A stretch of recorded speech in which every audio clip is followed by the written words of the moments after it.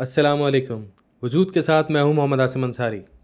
नाजरीन, ये सवाल कि आखिर ये सारी कायनात को बनाने वाला है कौन, ये सवाल आज तक एथिस्ट को और तमाम नाम नहाद दानिशवरों को परेशान किए हुए है। ये एक ऐसा सवाल है जिसका जवाब इनको हज़ारों लाखों साल की तारीख़ में नहीं मिल सका। तो बजाय इसके कि ये इस हकीकत को तस्लीम करते कि इनके पास इसका कोई जवाब नहीं है और बिलाखिर अक़ल इस बात को मानने पर मजबूर है कि खुदा की ज़ात के सिवा इस कायनात का वजूद नामुमकिन है, ये मुख्तलिफ़ हीले बहानों पर उतर आते हैं। अब एक नया ट्रेंड शुरू हुआ है। वो ट्रेंड ये है कि चले for the sake of argument मान लेते हैं कि खुदा की ज़ात है। ये बहाना फ़कत इसलिए इस्तेमाल होता है ताकि ये उन सवालात पर बात कर सकें जिसमें गुमराह करने का इनको मौका आसानी से मिल सके। इसकी एक बहुत ताज़ा मिसाल हमें अभी एक रीसेंट पॉडकास्ट में मिलती है जो अवैस इकबाल ने एक मुसलमान इस्माइल के साथ किया और उन्होंने यही वाली चाल चलने की कोशिश की। चलें ज़रा देखते हैं। इस्माइल साहब, अब मैं बार बार उस बहस की जानिब नहीं जाऊंगा कि अगर हर चीज का कोई ना कोई बनाने वाला होता है तो फिर क्रिएटर का बनाने वाला कौन है। मैं आज for the sake of argument 2 minute के लिए इस बात को तस्लीम करता हूं कि इस कायनात का कोई क्रिएटर है। ठीक है, मैं फिर कह रहा हूं कि मैं for the sake of argument इस बात को मानता हूं कि इस कायनात का कोई क्रिएटर है। और इस्माइल साहब, मुझे ये समझाइएगा कि ये जो आपका एलिज्ड क्रिएटर है, जो आपके जहन में है, आपको कैसे पता चला कि ये मुसलमानों का अल्लाह है? तो आपने देखा है कि अवैस इकबाल ने क्या कहा। अवैस इकबाल ने ये कहा कि for the sake of argument हम ये बात मान लेते हैं कि खुदा का वजूद है, इस कायनात को बनाने वाला कोई खुदा है। तो ज़रा सा गौर करें इस बात पे कि इन्होंने for the sake of argument ये बात क्यों मानी और क्यों वो बार बार ये कह रहे हैं कि हम इस बहस में नहीं पड़ते। उसकी वजह ये है कि अवैस इकबाल ने कई अपने हिसाब से, जिनको ये बहुत पढ़ा लिखा मानते हैं, उन तमाम एथिस्ट के पास जा जाकर इस सवाल से मुताल्लिक दरियाफ्त किया और उन्हें कहीं से भी ढंग का जवाब नहीं मिल सका। तो उन्होंने ये सोचा कि क्यों ना इस सवाल से आगे बढ़ा जाए, हो सकता है कि वहाँ पर इनकी किस्मत जाग जाए। तो होगा ये कि वहाँ पर भी आपकी किस्मत नहीं जागेगी, क्योंकि इसके बाद का जो सवाल है वो तो इस तसव्वुर को ज़्यादा मजबूत कर देता है कि इस्लाम ही वो वाहिद दीन है जो खुदा के तसव्वुर को सही अंदाज से बयान करता है।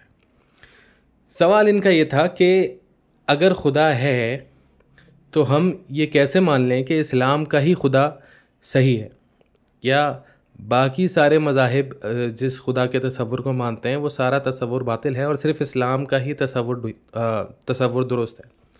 तो इसके जवाब देने के बहुत सारे तरीक़े हैं और उलमा कराम इस पे बहुत बेहतर रोशनी डाल सकते हैं मुझसे, लेकिन एक अंदाज़ मेरा भी है इसको जवाब देने का।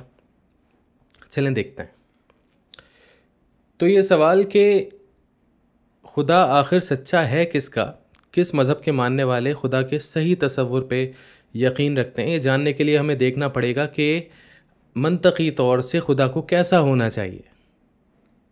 और वही आर्ग्यूमेंट, जिस आर्ग्यूमेंट पे ये कहते हैं कि for the sake of argument हम मान लेते हैं कि इस कायनात को कोई बनाने वाला है, वही आर्ग्यूमेंट खुदा की कुछ सिफ़ात को लाजिम करार देता है।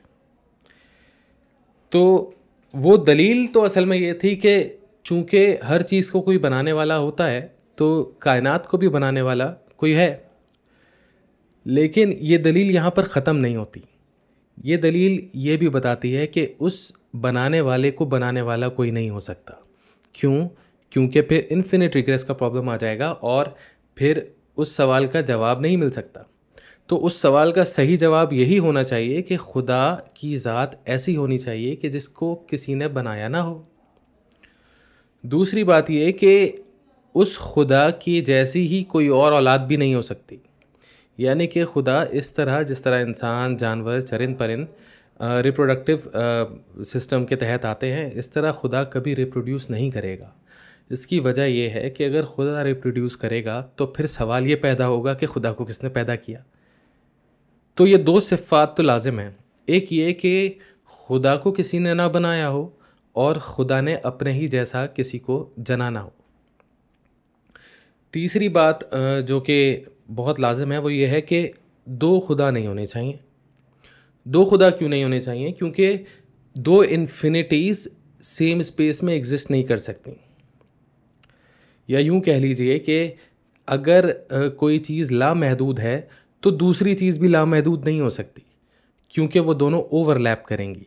और इन्फिनिटीज़ कभी भी एक से ज़्यादा नहीं हो सकती, वरना वो इन्फिनिटी नहीं है, उनमें नुक्स है।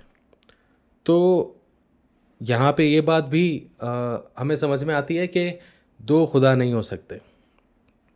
चौथी बात ये कि खुदा की ज़ात ऐसी ज़ात होनी चाहिए जिस पर मखलूक या ज़मान व मकान असरअंदाज ना हो, क्योंकि अगर ज़मान व मकान उस खुदा पर असरअंदाज होने लगे तो वो खुदा भी मखलूक में ही शुमार होगा और आपका जवाब फिर गलत होगा।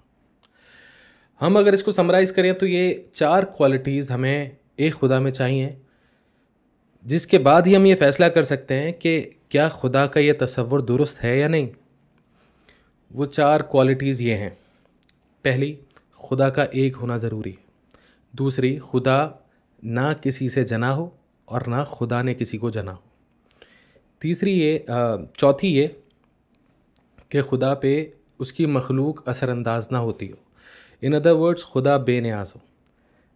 हमारे मुसलमान भाई तो बखूबी समझ ही गए होंगे कि मैं किस तरफ इशारा कर रहा हूँ। जी, मैं सूरह इखलास की तरफ इशारा कर रहा हूँ, जिसमें यही चारों बातें खुदा ताला ने अपनी 4 आयात में एक्सप्लेन कर दी।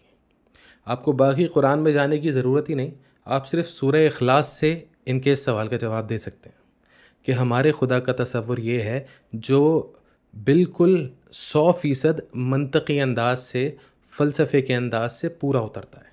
क्योंकि अगर ये चारों सिफ़ात खुदा में ना हो तो खुदा के वजूद का आपको सही जवाब नहीं मिल सकता। तो अब ये बात तो रोज़े रोशन की तरह आया है कि इस्लाम ने खुदा के तसव्वुर का एक बहुत ही जामिया तफसील पेश की है। इस जामे तसव्वुर में हमें नज़र आता है कि खुदा के मुताल्लिक वो तमाम एट्रीब्यूट्स सादिक आते हैं जो लॉजिकल और फ़िलोसॉफ़िकल सेंस में लाजिम हैं।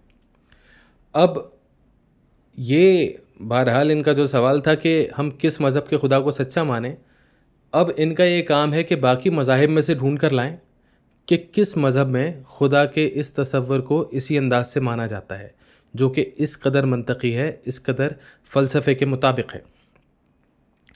और अगर बिलफ़र्ज़ ये इस्लाम के अलावा कोई और मज़हब भी ले आते हैं जिसमें खुदा का तसव्वुर ऐसा ही है, तो हम इस हद तक इस बात को मानेंगे कि उनका और इस्लाम का खुदा का तसव्वुर दुरुस्त है।